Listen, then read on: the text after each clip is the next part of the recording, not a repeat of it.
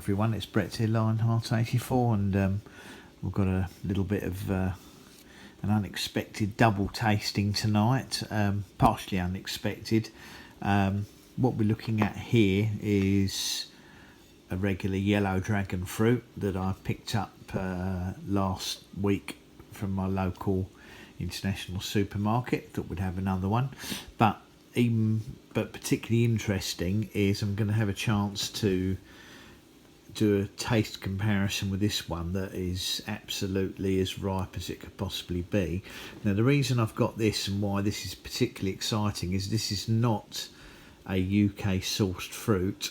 This has just been brought back from me for me from Hong Kong by some good friends who live locally, that obviously share the mutual sort of plant interests, and they very kindly thought of me while they were out in Hong Kong and bought this fresh from a shop or marketplace there. And they've also bought me another very interesting fruit that I'm going to feature in another video, which I've never had before. But this looks like it's absolutely peak ripeness, and they reckon these are very, very sweet.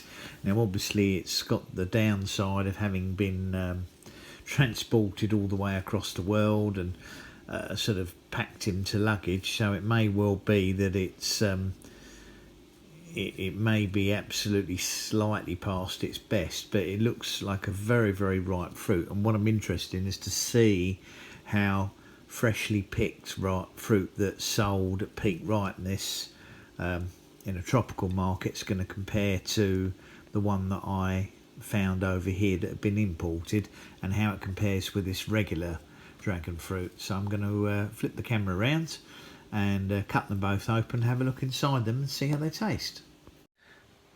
Welcome back. So the first one we're going to cut is the regular smooth skinned dragon fruit. These are different species, of course, to each other. I can't remember which one's which at the moment, but all the experts watching will know which one's which. So let's see if we can cut this smooth skin one apart, what it looks like inside. It's the usual white flesh with those little black seeds on. I'm not going to bother germinating any of them. So let's taste this one first, see if there's any sweetness in it or not. These ones are normally very bland, nice and refreshing and watery, but not very sweet.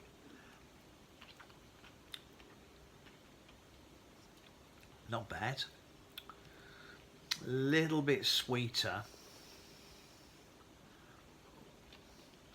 It's juicy. It's a little bit sweeter than they normally are. Better than the last one I had. I do like the flavour of them.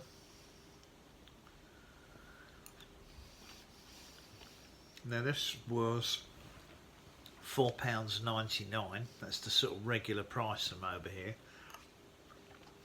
It's a lot of money for a fruit. When you think I can buy a large melon for about £1.50, maybe £2 for a melon that's several times the size of this,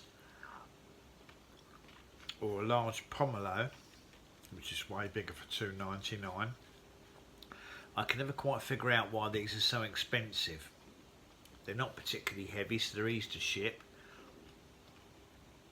I believe they only take about a month from flower to ripe fruit, a month, 6 weeks, as opposed to pomelo you'd have to wait for a year.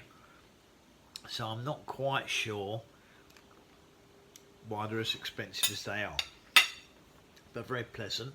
Now, this is one that really interests me. Of course, I don't know what variety it is, but the crucial thing is this has been picked probably at near peak ripeness and sold fresh in the market.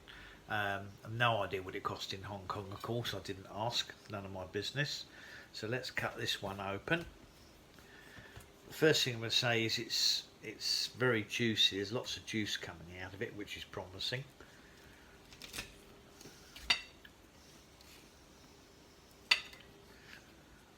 Now, just like the one I picked up the other day, which I did a tasting of maybe a week or so ago, much bigger seeds in it. The seeds are still perfectly edible. Whether or not I decide, I might keep a few seeds from this just for fun. Let's see what this one is. Very juicy. Let's see what this tastes like. Looks very promising.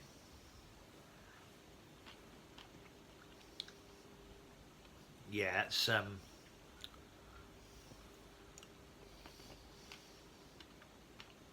that's very sweet. That's actually the sweetest dragon fruit I've ever had. They told me the one they had in Hong Kong was very sweet, and I've got to say that is very nice. I don't know how long these take. I've got several dragon fruit plants, but they're so slow growing. But they were from one of the pink fruited ones. I haven't tried germinating seeds of this variety, so I have no idea if they're as slow growing or take as long to reach maturity as the other type of dragon fruit, because they're really slow. The only downside I can see of these is they have these little glochids on them, just like a puntias, these little hooked spines, and they do, even though these would have all been scraped clean, they do irritate the skin a bit. But that is a very nice fruit. If only the smooth skinned ones were as nice as that, they would almost be worth the £5 you have to pay for them. But it was very pleasant, and I'm glad I got to taste that, and I'm very grateful for them bringing that fruit back. So there it is, the close-up. Let's compare them side by side so you can see the difference in size and the difference in seed, although the flesh is a very similar colour, but the seeds are hugely different. But I'm definitely going to save some of these seeds and sow them and see what happens. Anyway, thanks for watching the video. I hope you enjoyed it. It was very interesting for me, and eye-opening if you like, because I got to taste a really high quality dragon fruit of the other variety. I will put the Latin names in the description. Thanks for watching the video. Please give me a thumbs up. Obviously I'd appreciate it as usual if you'd subscribe to my channel. You can share the video if you like, and click on the bell to know when new videos come out. I'll see you on the next video. Brett out for now.